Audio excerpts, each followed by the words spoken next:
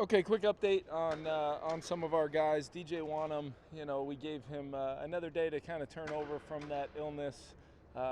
Just a routine thing for him. He's feeling better, but we want to try to get him feeling as good as he can for to get on the plane with us tomorrow. Still, we'll see how he feels tomorrow, and ultimately going down there with our with the healthiest team we can. But we do not want to put him in a position if he hasn't recovered enough by then. So we'll let you guys know as we roll on. Alex Madison will go in questionable. Think we'll have him for the game, though. He had a good week of practice and should be ready to go. As far as the Caleb, Jalen, and Zadarius will go in with no injury designations. They'll be ready to roll. Big opportunity for us going into our bye. We're playing a really good football team down there that's tough to play against at home in their home environment, and I know there's a lot of positive energy around their team. Mike's doing a great job with the football team. You can tell just watching them on tape in all three phases.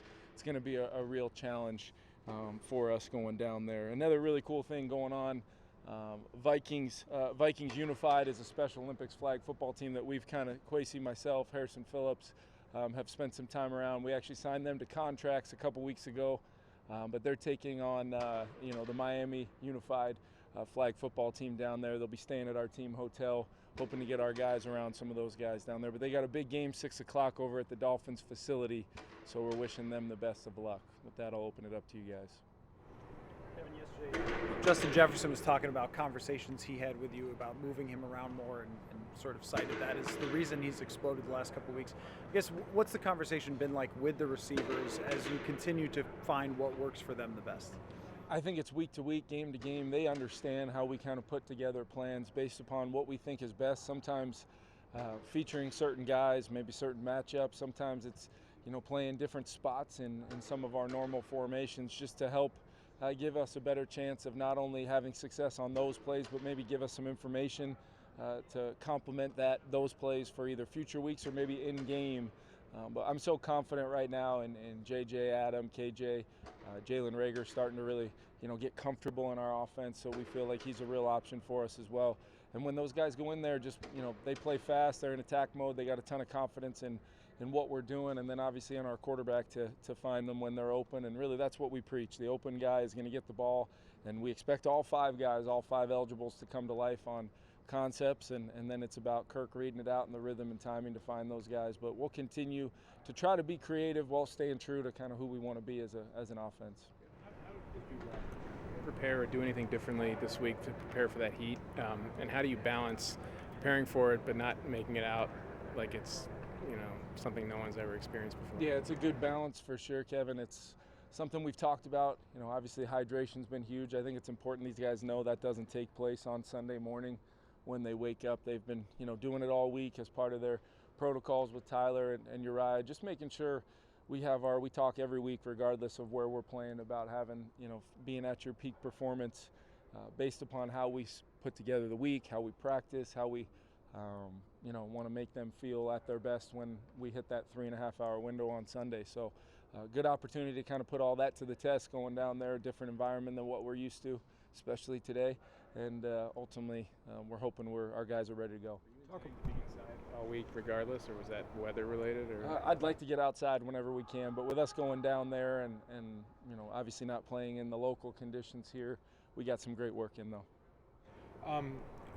You talked about in early August, Garrett Bradbury's playing well now, but you were talking about his pass protection in early August, and maybe there were a few technique things he still needed to work on. What has he done in that avenue that he's playing so well pass protection-wise? Yeah, he's been incredibly consistent, and I think he's trusted the techniques and fundamentals in our system. Every team has different nuances to how they want to protect, different calls versus fronts that maybe take a little stress off some guys, and I think it starts with us, with his ability to make calls and being on the same page with Kirk. So when that ball is snapped, everybody has zero hesitation about who we're blocking, who's accounted for, and that kind of takes away some of those reactionary plays sometimes where guys can get off balance and maybe catch a power rush or a speed rush where they weren't expecting it. And we've tried to help those guys avoid that at all costs. And I think Garrett's, just from day one, I've always felt such a comfort with him in there.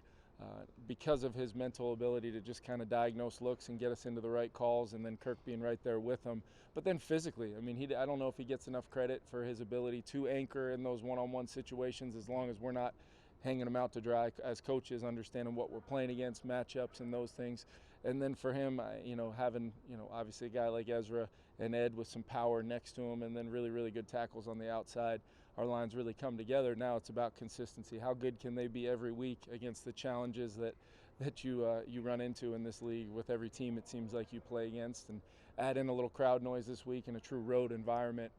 It's going to be a tough test for our guys, but I think they're up for it. There were some questions about his future when you guys didn't pick up his option. I know it was $13 million, which is very high, but do you look at him now as a guy you hope is maybe a long-term piece in this Vikings line? I'm a big fan of Garrett, how he's playing, how he projects in our offense.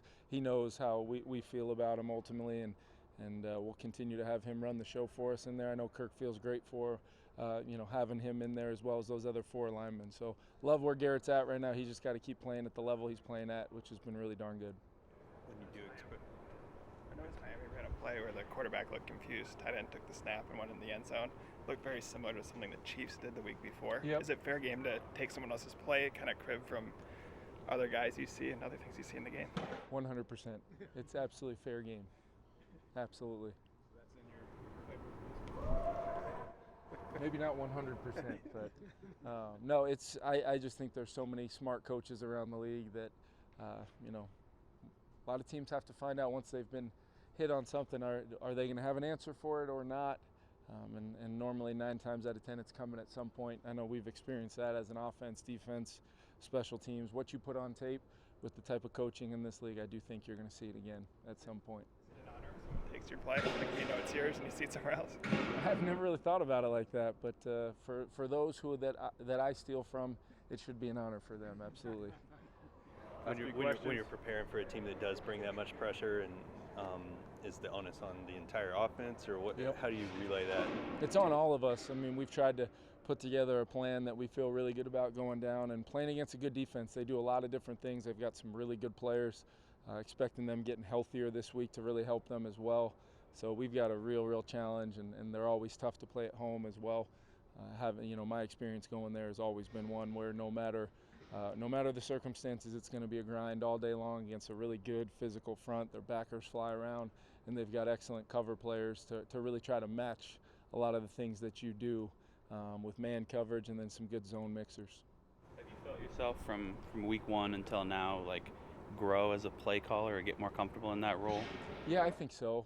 I think it's just a matter of continuing to learn not only about our team, about our offense, what plays and different thoughts to get us in a rhythm in game that maybe are different from other offenses that I've been in, even some that we've obviously formed our offense around our experiences in. I think every team is different, and understanding not only your personnel but how all that group in the huddle comes together, whether we're in 11, 12, 21.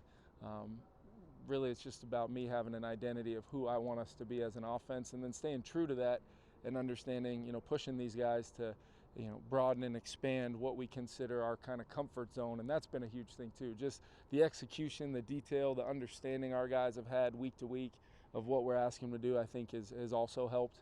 I'll always tell you, when they go out and perform with the consistency that we're looking for, we'll know. We've had some real bursts and flashes, and I think I feel more comfortable for sure calling plays each and every quarter that passes by, and hopefully that continues so I can help our team. Last one. How do you feel about the snow this morning? Nobody had told me that was coming, so when I left my house pretty early this morning, it was a shock to me in my long sleeve t-shirt and flip-flops there that there was some snow on the ground. So it was a little bit of a shock for me, as it was my first night ever getting here wearing a light windbreaker and -5. So I'll be ready for it. I'll be preparing to conquer those moments. So it wasn't good weather scouting, huh? No, it was not, and I've got somebody to blame, but I'm not going to point him out individually. They didn't feature that when they were trying to sell you on the job. They did not. Thanks, everyone. Thanks, guys. Appreciate it.